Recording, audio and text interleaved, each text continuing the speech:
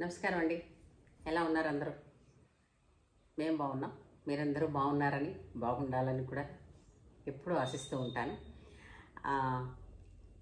నా ఛానల్ని నన్ను ప్రోత్సహిస్తూ సబ్స్క్రైబ్ చేసి మంచి మంచి కామెంట్స్ పెడుతున్నటువంటి మిత్రులందరికీ కూడా నా కృతజ్ఞతాభివందనాలు తెలియజేసుకుంటూ, మరి ఈరోజు ఒక అద్భుతమైన విషయం, చాలా నమ్ముకుంటారులేండి, ఆ విషయం చెప్పడానికని ముందుకొచ్చాను. అదేంటి అంటే, అది కూడా మరి జరిగిపోయింది కాబట్టి కథే అందాం. కానీ ఈ కథ పుస్తకాల్లో దొరకదండి. నా జీవితంలో చిన్నప్పుడు జరిగిన ఒక మంచి సంఘటన. సరేనా? అది కూడా మీతో పంచుకుందామని వచ్చాను. సరే, దీనికి ఏం పేరు పెట్టచ్చు అని అంటే, రవ్వలడ్డు తోటలు పెడదామా? రవ్వలడ్డు తోటలు మీకు తెలీదా? రవ్వలడ్డు తోటలు వేస్తారండి. రవ్వలడ్డులు టన్నులు పండుతాయి. ఎలా పండుతాయో చూద్దాం.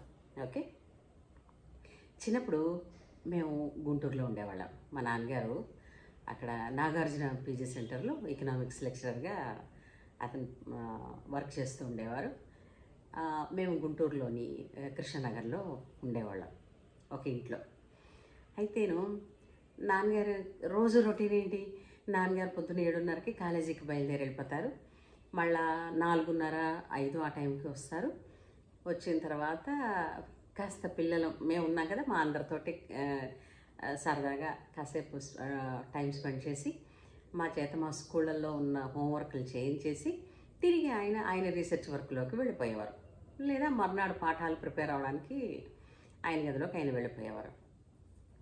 నాన్నగారు హోంవర్క్ అవన్నీ చేయించేసిన తర్వాత అప్పుడు మేము ఆడుకోవడానికి వెళ్ళేవాళ్ళం. ఇది మా రొటీను. అయితే నాన్నగారేమోని కాలేజీ నుంచి వచ్చిన తర్వాత ఫ్రెష్ అయిన తర్వాత కాస్త టీ స్నాక్స్ ఉంటాయి కదండి, అలాగా నాన్నగారేమో కాఫీయో టీయో తాగేవారు అనుకుంటాను. పిల్లలకి మాకేవో బోర్నవిటాలు ఇచ్చేవారు. అయితే అందరికీ కూడా స్నాక్స్ అంటే ఏంటి ఇచ్చేవారు? ఇప్పట్లాగా స్విగ్గీలు, జొమాటోలు అలాంటివి లేవు. 2 మినిట్స్ మ్యాగీలు కూడా లేవు కదండి. ఏదో ఒక ఇంట్లోనే అమ్మ చేత చేయించేవారు అనమాట. అలాగా నాన్నగారికి ఇష్టమని నాన్నగారు రవ్వ లడ్డూలు చేయించారు.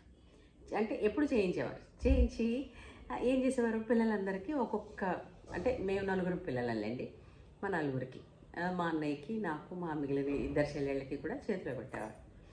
అవి తినేసిన తర్వాత మేమేంటంటే హోంవర్క్ చేసుకుని ఆడుకోవడానికి వెళ్ళిపోతాం.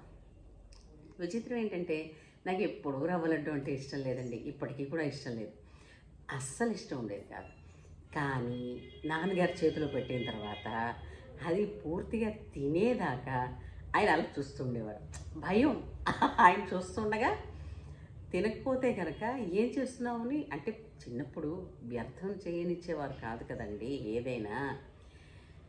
అయితే అతి కష్టం మీద నేనేం చేసేదాన్ని, మా నాన్నగారు చూస్తున్నంతసేపు ఒక చిన్న ముక్క కొరికినట్టు ఏదో చిన్న అట్లా నటన మాత్రమే చేసి, ఎంతసేపు ఆయన పని మానుకుని నా దగ్గరే కూర్చుంటారు. ఆయన ఏం చేసేవారు, కాసేపు అయిన తర్వాత తింటోందిలే ఇది అని చెప్పేసి వెళ్ళిపోయేవారు. నాన్నగారు కూడా అటువైపు గదిలోకి వెళ్ళిపోగానే నేనేం చేసేదాన్ని, మా పెరడు ఉండేది, పెరట్లో ఒక మామిడి చెట్టు అనుకుంటా ఉండేది. మామిడి చెట్టుకి చుట్టూతా కుదురు కట్టడం అంటారు కదా, అంటే ఒక చప్టాలా కట్టేవారు. అంటే దానికి మధ్యలో మట్టి ఏమి ఉంటుంది, చుట్టూతా గట్టులా ఉంటుందన్నమాట. నేనేం చేసేదాన్ని, ఆ చెట్టు మొదట్లో ఎవరు చూడటం లేదని చెప్పి రవ్వ లడ్డు పాతేసేదాన్ని. ఎందుకంటే బయట ఎక్కడ పారేసినా, అంటే ఇప్పట్లాగా అప్పుడు అలా అన్ని డస్ట్బిన్స్ అవి లేవు. డస్ట్బిన్స్లో వేసినా కూడా అమ్మ నాన్న చూసి పట్టేయలేరా. ఇంకెక్కడ వేస్తాము, బయట ఇంకెక్కడైనా వేసాము అని అంటే తెలిసిపోతుంది. అందుకని మొక్క దగ్గర మట్టి కొంచెం మెత్తగానే ఉంటుంది కదా, నీళ్లు పోస్తూ ఉంటారు ఎప్పుడూను. అందుకని దాన్ని కొంచెం నా చిట్టి చేతులతోటి కొంచెం ఇట్లా అనేసి దీన్ని పెట్టేసి పాతి పెట్టేసేదాన్ని. ఎవరు చూస్తున్నారా లేదా అని చూసుకునేది, కానీ ఎవరు ఉండేవారు, ఇంటి ఓనర్ గారు ఎప్పుడో కానీ ఆయన బయటికి రారు. వాళ్ళ ఇంట్లో మా 7 చిన్నపిల్లలు ఎవరూ లేరు, వాళ్ళు పెద్దవాళ్ళే ఉండేవారు. అంచేత ఎవరూ చూడటం లేదు. ఇది మా అన్నకి ఎవ్వరికీ తెలియదండో ఈ రహస్యం. ఇలా కొనసాగిపోతుంది. అమ్మ ఎప్పుడు రవ్వ లడ్డూలు చేసినా, నాన్నగారేమో మాకు రవ్వ లడ్డూలు ఎప్పుడు ఇచ్చినా, అంటే ప్రతిరోజు అదే ఉండదు కదా, అలా ఇచ్చిన అది నేను నాన్నగారు చూస్తున్నంతసేపు ఏదో భయం మీద నటన చేసి, నాన్నగారు అట్లా మళ్ళగానే దీన్ని తీసుకెళ్ళి ఆ మొక్క మొదట్లో పాతేసేదాన్ని. తెలివితేటలు ఉండాలి, అప్పుడు అని తెలివితేటలు లేవు. ఒకే చోట పాతి పెడితే ఎప్పుడైనా బయటపడిపోతాం కదా, ఈ తెలివితేటలు అప్పుడు లేవు. అయితే రోజు అదే పని చేసేదాన్ని. అయితే ఒకసారి ఏమైంది, మా నాన్నగారు రవ్వ లడ్డు ఇచ్చారు. మేమందరం పెరట్లో కూర్చున్నాం. నా చేతిలో నా నేను పట్టుకుని ఉన్నాను. నవ్వకండే. మా ఇంటి ఓనర్ గారు, మేము తాతగారు అని పిలిచేవాళ్ళం, ఆయన అన్నారు, మాస్టారు, మా నాన్నగారు లెక్చరర్ గారు కదా, మాస్టారు అని పిలిచి, మాస్టారు మీరు ఈసారంటే చేయించారు కానీ రవ్వ లడ్డూలు మళ్ళీ మళ్ళీ చేయించక్కర్లేదండి, మనకి బోళ్ళు పండుతాయి అన్నారు. అంటే అర్థం కాలేదు. మనకు బోళ్ళు పండుతాయంటే నాకు ఎందుకో చిన్న భయంలా అనిపించింది అనుకోండి వెంటనే.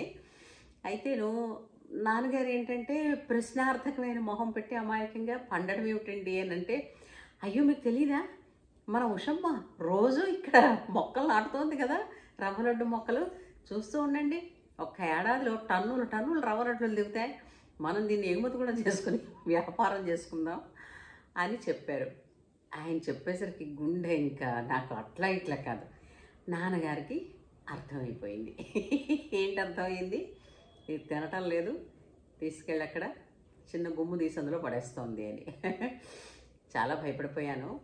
మా నాన్నగారు, మా అన్నయ్య వాళ్ళందరూ అనుకున్నారు ఇవాళ దీనికి వీపు విమానం పోతాయని. కానీ నాన్నగారు ఏంటంటే మందలించారనమాట, నీకు నచ్చలేదు అని అంటే, నాన్నగారు నాకు ఇది నచ్చటం లేదు, నేను తినను అని చెప్పు, అంతేగాని అలా వృధా చేయకు, ఇంకెవరికైనా ఇస్తాం కదా అని చెప్పి మెల్లిగా మందలించి బుద్ధి చెప్పి, ఇక మీద ఏంటంటే సరే అమ్మలు అని పిలిచేవారు నన్ను, అమ్మలకి రవ్వ లడ్డూలు ఇవ్వకు అని చెప్పారు. ఆ మధ్యన ఎవరో రవ్వ లడ్డూలు వాళ్ళకి ఇష్టం అని చెప్తే నాకు అనిపించింది అనమాట, మీకు రవ్వ లడ్డూలు కావాలంటే చేసుకోకండి, నేను చిన్నప్పుడు ఎప్పుడో గుంటూరులో పెద్ద పెద్ద తోటలే నాటాను నేను, ఆ తోటలన్నీ ఇప్పటికి బాగా టన్నుల కొద్దీ ఫలసాయం వచ్చి ఉంటుంది, మనకు కూడా పంపించమని చెప్తాను అని అన్నాను. అంటే ఏమిటండి రవ్వ లడ్డు తోటలు ఏంటని వాళ్ళంటే, ఇదిగో ఈ చిన్ననాటి సంఘటన అంతా గుర్తు చేసుకుని హాయిగా కాసేపు నవ్వుకున్నాం. అది ఫ్రెండ్స్ రవ్వ లడ్డుల తోటలు. మరే తెప్పించుకుందాము మళ్ళా. నవ్వుకున్నారు కదా మీరు నాతో పాటే. Thank you. ఎప్పుడు మీరు ఇలాగే నవ్వుతూ ఆరోగ్యంగా ఆనందంగా ఉంటూ నా ఛానల్ని సబ్స్క్రైబ్ చేస్తూ, షేర్ చేస్తూ, లైక్ చేస్తూ, నన్ను మీతో పాటు, మీరు నాతో పాటు కలిసి ఈ జీవన ప్రయాణంలో ఆనందంగా ముందుకెళదామని కోరుకుంటూ, మీ గంటి ఉష.